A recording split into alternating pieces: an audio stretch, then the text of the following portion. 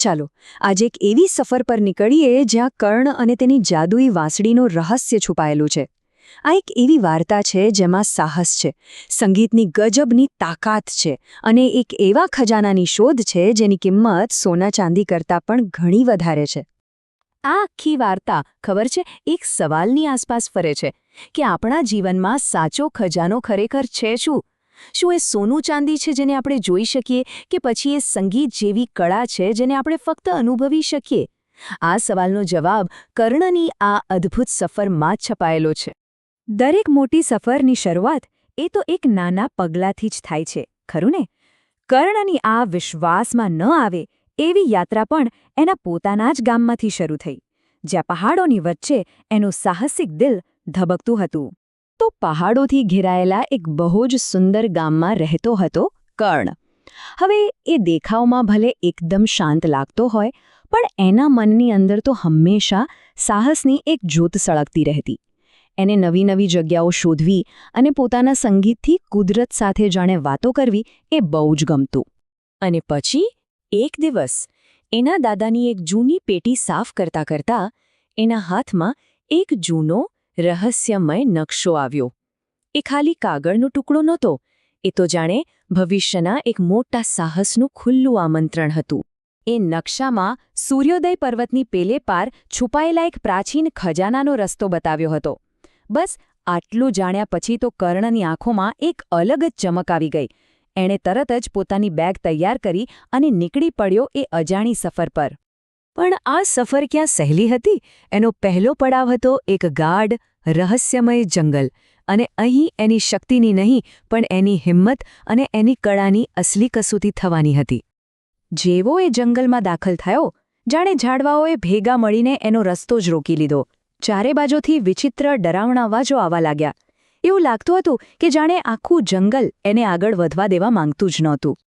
હવે જુઓ, કર્ણ પાસે કોઈ તલવાર નહોતી, કોઈ હથિયાર નહોતા. એની પાસે તો બસ એની વાંસળી અને એનું સંગીત હતું. એ સમજી ગયો કે આ જંગલને ડરાવીને નહીં પણ પ્રેમથી જીતવું પડશે. અહીં હિંમતનો અર્થ બળ વાપરવાનો નહોતો, પણ પોતાની કળા પર પૂરો વિશ્વાસ રાખવાનો હતો. કર્ણે આંખો બંધ કરી એક ઊંડો શ્વાસ લીધો અને પોતાની સૌથી મોટી તાકાત, પોતાના સંગીતનો સહારો લીધો. એણે વાંસળી પર એક એવો સૂર છેડ્યો જે હિંમત અને આશાથી ભરેલો હતો. અને પછી તો જાણે એક ચમત્કાર થયો. સંગીતના એ સૂર સાંભળીને જંગલના વૃક્ષો ધીમે ધીમે પોતાની જગ્યાથી ખસવા લાગ્યા અને જોતજોતામાં તો કર્ણ માટે એક નવો રસ્તો બની ગયો. એના સંગીતની તાકાત સામે આખું જંગલ ઝૂકી ગયું. જંગલ તો પાર કરી લીધું, પણ હવે કર્ણ એક એવા પડકાર સામે આવીને ઊભો રહ્યો જે એના ઈરાદાઓની શુદ્ધતાની પરીક્ષા લેવાનો હતો. એની સામે એક ઊંડી અને અંધારી ગુફા હતી અને એનો રસ્તો એક બહુ જ મોટા પથ્થરે રોકી રાખ્યો હતો. એ પથ્થર એટલો મોટો હતો કે એને તાકાતથી હટાવવો તો અશક્ય જ હતો. ગુફાના દરવાજા પર ચોખ્ખા શબ્દોમાં લખ્યું હતું કે આ દરવાજો કોઈ બળથી નહીં પણ જેના અવાજમાં સત્ય હશે એનાથી જ ખુલશે. આ તો એક કોયડો હતો જે સીધો કર્ણના આત્માને પડકારી રહ્યો હતો. અહીં સત્ય એટલે શું? અહીં સત્યનો અર્થ હતો એકદમ શુદ્ધ અને સાચો ઈરાદો. કર્ણ અહીં ખજાનાના લોભમાં નહોતો આવ્યો, એ તો કુદરતના રહસ્યને જાણવાની જિજ્ઞાસાથી આવ્યો હતો. અને આ જ એના મનની આ શુદ્ધતા જ એની સૌથી મોટી તાકાત હતી. કર્ણે પોતાના હૃદયના ઊંડાણમાંથી એક સૂર છેડ્યો. એના ગીતમાં કોઈ લાલચ નહોતી, બસ કુદરત માટે આદર હતો અને સત્યને પામવાની એક તીવ્ર ઈચ્છા હતી. એના સાચા દિલના સંગીતનો પડઘો આખી ગુફામાં ગુંજી ઉઠ્યો. અને પછી એક મોટા ધડાકા સાથે પેલો વિશાળ પથ્થર પોતાની મેળે જ બાજુ પર ખસી ગયો, જાણે સત્યના સૂરે પથ્થરને પણ પીગળાવી દીધો. બધા અવરોધો પાર કરીને કર્ણ આખરે એ જગ્યાએ પહોંચ્યો જ્યાં ખજાનો છુપાયેલો હતો. પણ ત્યાં જે એની રાહ જોઈ રહ્યું હતું એની તો એણે કલ્પના પણ નહોતી કરી. ગુફાની અંદર સોના ચાંદીના કોઈ ઢગલા નહોતા.